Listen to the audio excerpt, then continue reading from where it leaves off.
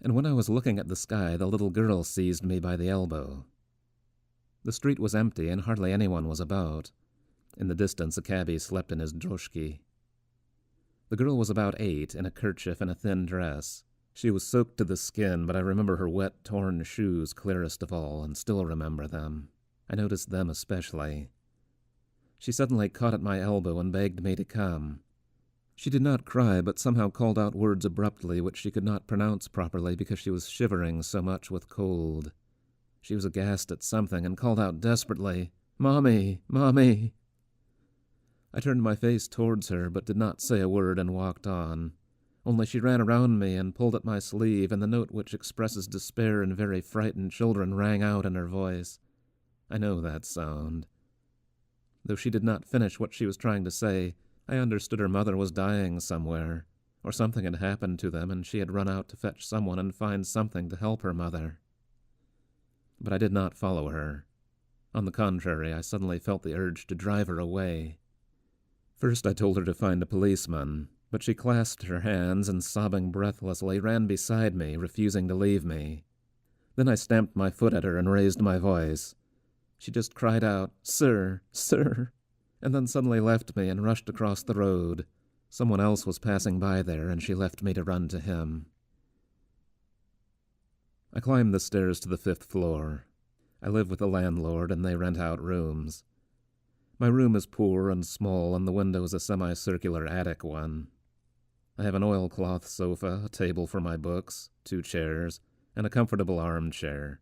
It's very ancient, but well sprung. I sat down, lit a candle, and began to think. In the next room, behind the partition, a bacchanalia was still going strong. They had begun it the day before yesterday. A retired captain lived there, and he had some guests, about 6 men of dubious reputation. They were drinking vodka and playing faro with an old pack of cards. The night before there had been a quarrel, and I know 2 of them were dragging each other around by the hair for a long while. The landlady wanted to complain, but she is very frightened of the captain.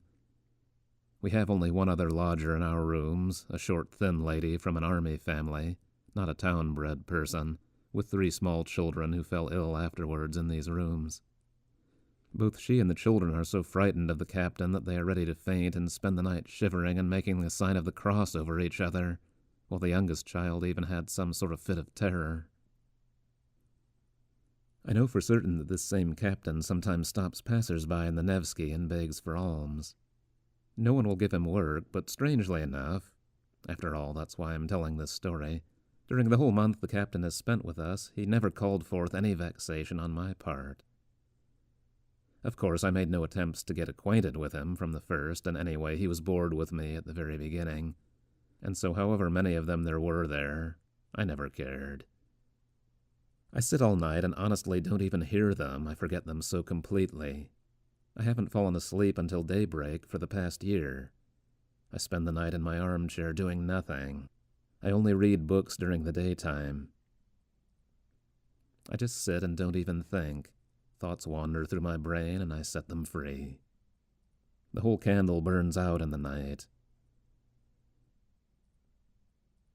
I sat down by the table quietly, took out the revolver, and put it in front of me. When I laid it down, I remember I asked myself, "All right?" and answered myself with complete determination, "All right." I meant to shoot myself. That is, I knew I would certainly shoot myself during that night, but I did not know how much longer I would sit by the table until then. And, of course, I would have shot myself if it hadn't been for that little girl.